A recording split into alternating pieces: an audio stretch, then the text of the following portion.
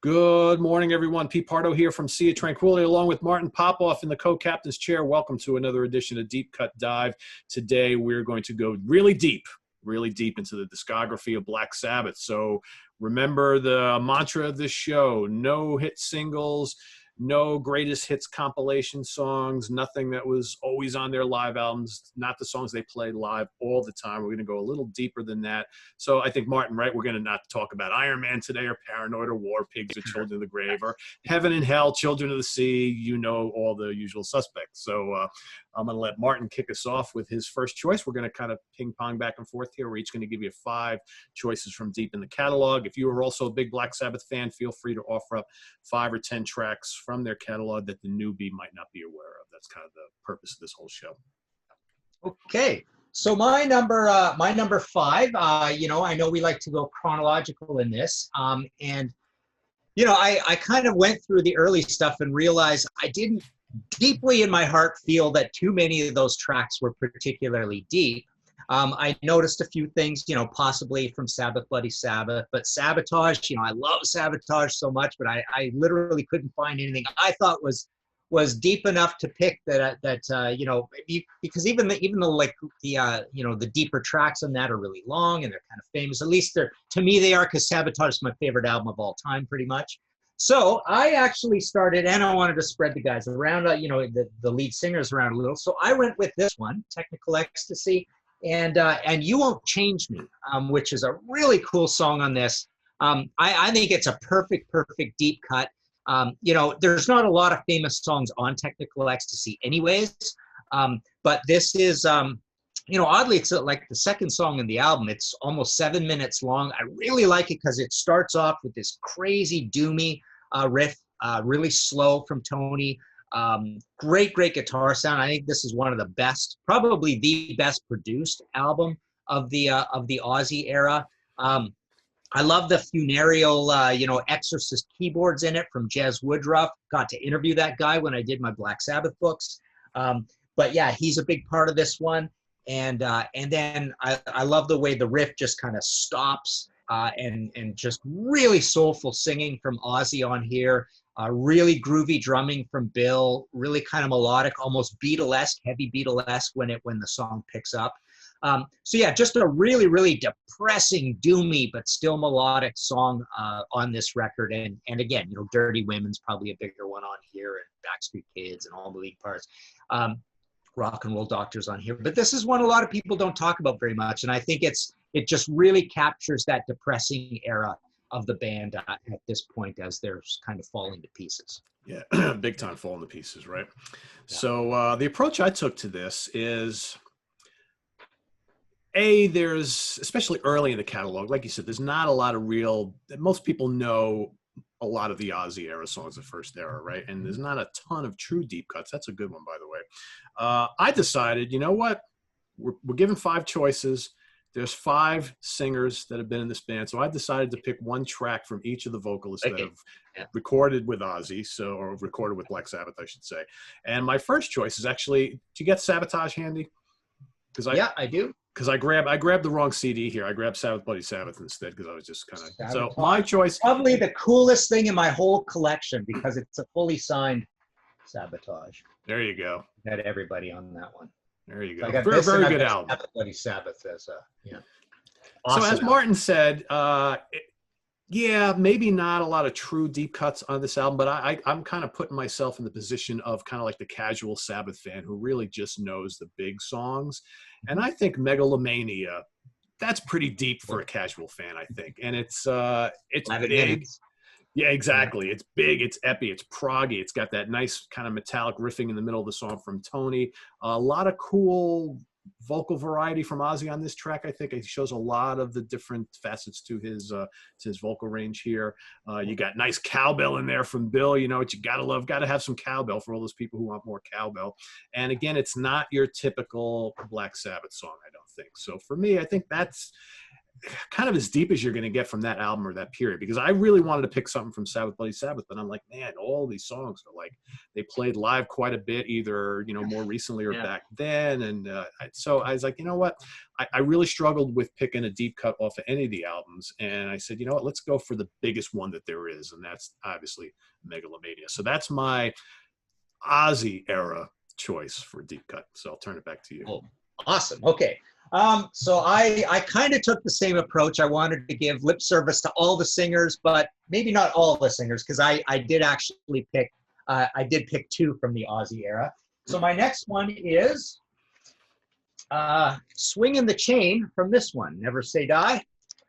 And what I love about Swinging the Chain is, it's definitely a deep cut. It's so deep that it's the last song of the Ozzy era before Reunion, right? It's the very last song on Never Say Die, which is a very deep album, period.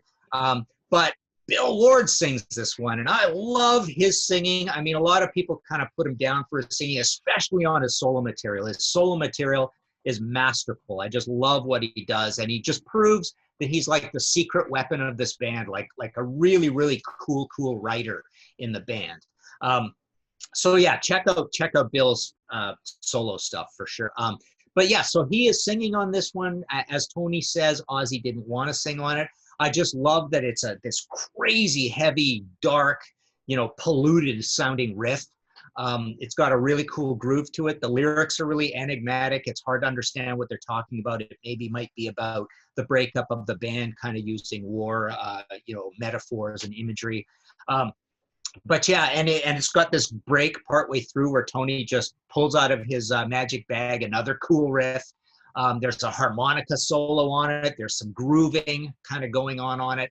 But yeah, it's just this really kind of ponderous, weird, funky, slinky, but still super, super doomy song on this one. I mean, there are a lot of deep tracks on this album, but I just love this one because it's super heavy, and I'm perfectly fine with Bill coming in and singing lots of songs. I mean, this might not be his best vocal performance. I think he sings way, way better on his solo material, where he's basically like the Roger Waters of heavy metal, I think, on his solo stuff. I just love that material so much.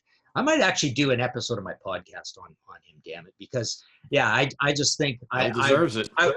I wish he wrote more in the band. Absolutely. Of course, you know, there's It's All Right on Technical Ecstasy. But yeah, Swinging the Chain, big heavy one on Never Say Die. A very weird album. One of those albums that you either love or you hate, right? Yeah. I don't know a lot of Sabbath fans who are like, yeah, it's okay. Either they really dig that album a lot, or they absolutely think it's the worst thing they've ever done. That's so true. Yeah, that's very true. So, yeah. All right, on to the Dio era, shall we? So I'm going to go to Mob Rules. Again, another one of those albums that not a lot of deep cuts on here, but I picked probably the deepest one, which is Slippin' Away. I don't think they ever played that live to my recollection. It's got this, you know, snarling Dio vocal. It's fast, it's heavy, it's got a ton of bottom end. I mean, the groove on this song is immense. You know, Vinny's just pounding away. You got this cool back and forth solo thing going on between Tony and Geezer, which I think is pretty cool. And, you know, last night I was talking to the guys from Uriah Heep last night, Mick Box and Davey Rimmer, and we were talking a little bit about Abominog. And this song, I think, kind of has a similar feel to some of the tunes from that Abominog album. And it's kind of a different one from this album, which is, you know, kind of doomy and slow and mysterious. I think this song is a bit bigger, brighter. Like I said, it's got that real crushing bottom end to it. So a little bit of a different song. And I think out of all, I mean, most of these songs are major songs on here. And that's probably the one that never gets talked about at all. So Slipping Away. Interesting. Yeah. I totally agree. It's got to be the deepest track on it. And I also went with the same album, but with a different song. So I went with Mob Rules as well. And I went with Country Girl on this one, which is another kind of deep one. You know, obviously the big ones are the title track, and there's all the big, scary, you know, typical Dio kind of themes. But Country Girl, I know they got a little, you know, he got a little stick, a little ridiculed because of the, you know, the lyric was a little, just a tiny bit lovey-dovey, which is not a Black Sabbath thing you're supposed to do, right? But it's also kind of like mystical and a little bit witchy and timeless, right? Ronnie writes lyrics that could have been about medieval times or the Dark Ages or whatever, and it feels like that, right? It feels kind of rural. But I like it, you know, I know I've talked before about the idea of Geronimo riffs. out of Tony. Like he's this big guy who writes these Geronimo riffs. And this sounds also like that. It sounds like kind of like a Native American warpath sort of riff that you get out of Tony. So it's this big, slow song. I love what Vinny does on it as well. Vinny is one guy who's like really super interesting on slow songs. He likes, you know, pulling out those big, long snare fills with a little bit of tom to it, but he starts them early in the bar, right, kind of thing. And there's a little bit of that shown at the end of this song. It's got a cool little mellow break in it as well.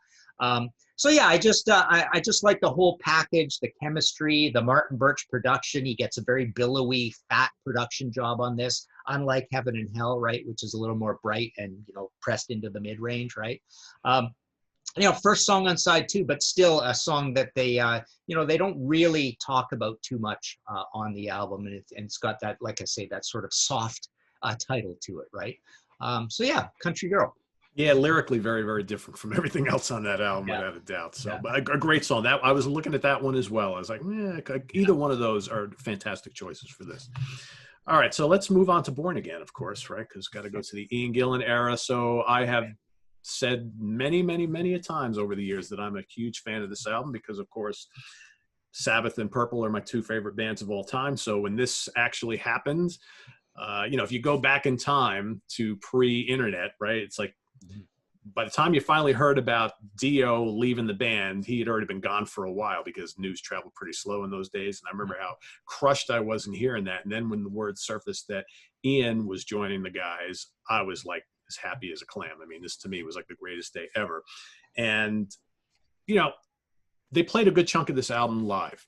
So in essence, but never played again. So in essence, pretty much anything here is fair game, with the exception of, like, you know, Zero the Hero, Disturbing the Priest, and Trashed, I think. So for me, I went with Hotline, which has always been probably my favorite song on the album. I think it's heavy. This whole album is really heavy. It's got that cavernous, muddy production, which some people hate. I don't really mind it too much because it kind of fits the kind of theme of some of these songs. Iommi's slashing solos all over the place. I think his guitar playing on this is tremendous.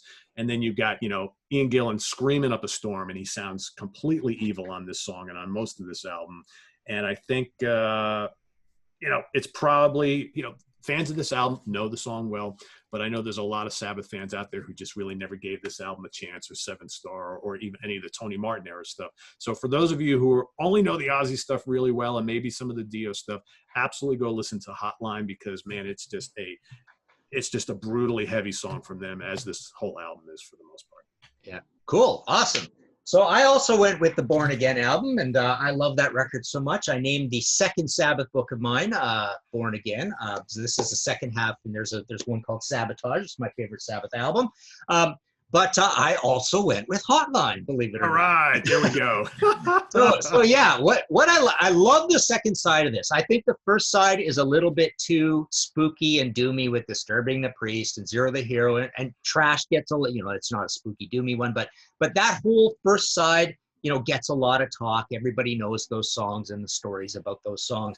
But I love the second side because it is a little more Ian Gillan. It's a little more Ian in his lyrical philosophy, with a little bit of humor and a little bit of the English as a second language, almost a tongue twister play. You know, him and Roger, you can picture them doing their crossword puzzles, and Ian has this quality to his lyrics where he sounds a little tongue tied, like he's had a few too many down at the bar, kind of thing, right? Which he probably has. So, yeah. So I love Digital Bitch, and I love Keep It Warm, and Hotline. They almost feel like a suite of songs on here that almost feel like Gillan songs, you know, the band Gillan, right? But Hotline is really cool. It's got, as you say, Pete, like the production on this record is very extreme, but I love the big intro to it, you know, the big before it kicks in, right? It's just got this huge, absolutely muscular sort of, you know, upper mid-tempo feel to it. So it's kind of more the rockier, the more alcoholic song of all of these on the like I say, the Ian Gillan side of the album. Really, even Born Again is kind of a weird, ponderous. even though it's slow and bluesy, it feels almost more like a Gillan band slow and bluesy song than a Black Sabbath slow and bluesy song. So I almost think this entire side is like Ian's side, essentially, of the album. And yeah, Hotline, just a perfect rock and rolling, party song on this record. I hear you. And I agree with you. I also think that the second side has his best vocal performance on the album. Not that the first side isn't great, but I almost picked the title track because I absolutely love the title track. Yeah. It's just, I mean, Martin and I probably could do an entire show talking about this album because I talk about Born Again all the time. I just absolutely love it to death. And I think it's such an underrated album and it's so heavy. So anyway, we probably should move on, right? Cool. Cool. All right, so let's move on to 7 Star, right? So we got Glenn Hughes in the picture here for another one of those really underrated albums, and whether it should have been called the Black Sabbath album or not remains to be seen. I love this album. I'm going to go with Angry Heart. Melodic, great Glenn Hughes vocal. He was messed up beyond belief during this time period, but he brought his A game to this album, I think. It's got the big Jeff Nichols, Hammond organ going on in the background, giving it kind of like that Deep Purple Uriah Heep feel to it. It's got these big, fat, bluesy riffs from Tony, and it's actually really, really catchy and emotional, I think. So, you could have picked almost any song from here. They played a good amount of this album on that tour. But, probably my favorite song on the album is In for the Kill, but that's kind of like the big recognizable song from here. So I think Heart Like a Wheel, Angry Heart, good, bluesy, and, quite heavy, but very melodic. But great vocal from Glenn. Cool. All right.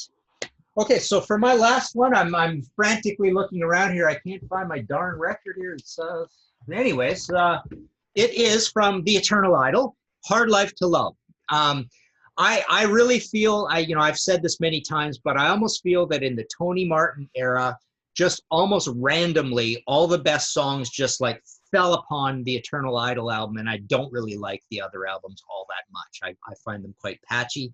But Hard Life to Love is one of these, there's a lot on this album that actually sound a little Whitesnake-ish rather than a little Dio and trying to be spooky and trying to write the spooky, witchy lyrics that match Black Sabbath. And, this will be suitable for a Black Sabbath song. So I find this album like a little more up-tempo, a little more stadium rocking. And Hard Life to Love has that really cool, complicated Tony riff as he comes in. But when they go into the verse, it's kind of like bluesy, almost like a little Bad Company Whitesnake-ish a little bit. Great drumming on it as well. But yeah, just like up tempo, and it just feels like, I know this album was quite a collaboration between a lot of people, Bob Daisley as well, on the lyrics. But and then Tony comes in late, essentially after Ray Gillen's out of the band. But no, I just feel that it just stays away from the Dio zone of Tony Martin that you get later, and it just feels like a little more of a mature record. I don't know why, but I could have picked many off of here. Born to Lose, Glory Ride, The Shining, so many of them, so many Geronimo riffs on this record. But yeah, just a good up-tempo rocker, well recorded, and just far and away my favorite Tony Martin album. Yeah, I'm a big fan of that album too. However, I think I like Headless Cross just a little bit better. And maybe because, and I agree with what you said before, I think the album before this, Eternal Idol, sounds less of kind of like a Dio era album than this does. I think this recaptures, whether they did it on purpose or it just kind of happened, recaptures that Heaven and Hell Mob Rules type of feel again. Whether it's good or bad, ugly or whatever, I don't know. I just really like this album. I think there's some terrific songs on here. I think Eternal Idol might be a little stronger top to bottom, start to finish, but there's some songs on here I absolutely love a lot. I really wanted to go with When Death Calls, which I absolutely love, but they played that live quite a bit during the Tony Martin era. So what I went with was Kill in the Spirit World, which I think is a little bit different for this album because it's not kind of doomy. It's not that Dungeon and Draggy type of thing that the band was kind of going for. It's anthemic. It's got a big hook. It's got, Tony is singing up a storm on this album and this particular song. I think he had a way with that kind of like lyrical imagery that Dio also had, maybe not, not as great, obviously. You got Cozy bashing away here on the drums, and it's just a different song for this album. Real catchy, real memorable, a little bit different from Sabbath, but again, this was what, 1989. So of course, not very surprising that they were trying to inject a little bit of hooks into their music, because that's what everybody was doing at the time. But that's my choice. When Death Calls is my honorable mention here for today, because I was really torn. I really wanted to pick that one because I absolutely love that song. It's so heavy. It's got that, killer Brian May solo in it. So, but that's my choice. So we hit on pretty much everything. So, all right, I'm going to put you on the spot. So if you had to choose a Glenn Hughes song from Seven Star, which one would you choose? Man. Heart Like a Wheel, possibly. Is that the name of it? Heart Like a Wheel? Yeah, that's a pretty cool one.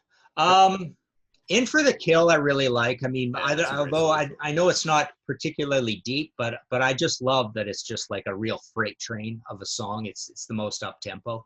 But that album, start to finish, is pretty darn good, right? I mean, it's got good production on it. I thought Glenn was a pretty cool fit with the band, and he was going to take them a little bit away from the spooky thing. I mean, I just didn't like what happened later on, where it just felt like, okay, this is what's expected from the Sabbath album. And it's not just Tony Martin, it's Ozzy, it's the 13 album as well. It's Ozzy, it's Rick Rubin, it's a bunch of people at the end there where I just think we're just kind of writing to a blueprint here of what everybody expects. And honestly, that actually started with Ronnie, with Heaven and Hell, with Ronnie bringing in his bag of lyrical tricks. Even at that point, I thought that was Never Say Die was kind of the end of them being completely artistic and daring, and you didn't know what you were going to get.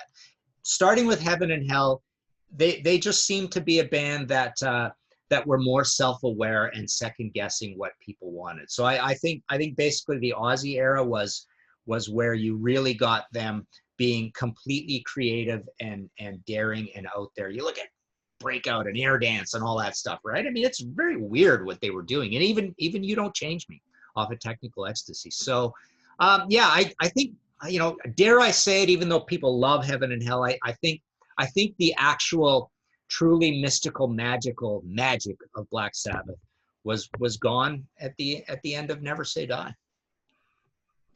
It's just different, different era. I mean, basically a lot of what you just talked about, that was the 70s, right? I mean, bands were allowed to do that kind of stuff and forge their own identity and experiment. And I think, once 1980 came around, that kind of went out the window a little bit. Yeah. And it's like, I think if you look back at the career of Black Sabbath, it's like, depending on who they had in the vocal chair, I mean, there was like you said, a blueprint. Okay. So if Ronnie's at the helm, they got to kind of sound like this. If Ozzy's at the helm, well, they got to kind of sound like this. If Tony Martin's at the helm, we're going to lean back on the Dio era stuff. So yeah, that's a shame, but that's music now, right? And it has been for a long time, unfortunately.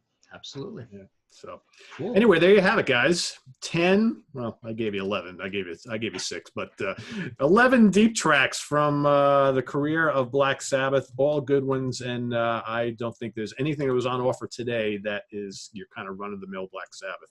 I think for the casual fans, they're all probably wondering, it's like, I never heard any of those songs. Well, now your homework is to go and listen to all of them. Report back in the comments below. Tell us what you think about some of these amazing deep tracks, and they all are amazing. So, and like I said, for those of you who are big-time Sabbath fans for going way back, pull out some other nuggets from the catalog that Martin and I didn't touch on today and offer those up to your comrades in the comments so they can go and investigate a little bit more. So visit us on the web at www.seatranquility.org. We're on Facebook, we're on Twitter, of course, we're here on YouTube all the damn time. Martin, what's new in your neck of the woods? You got some new stuff coming out soon, don't you?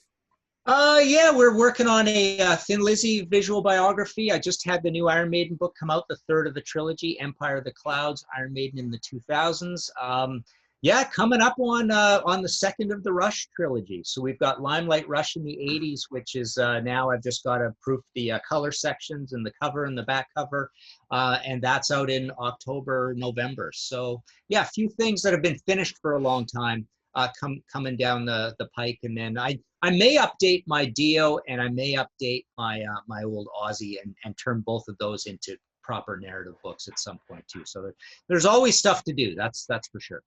Any interest ever in doing a Uriah Heep book?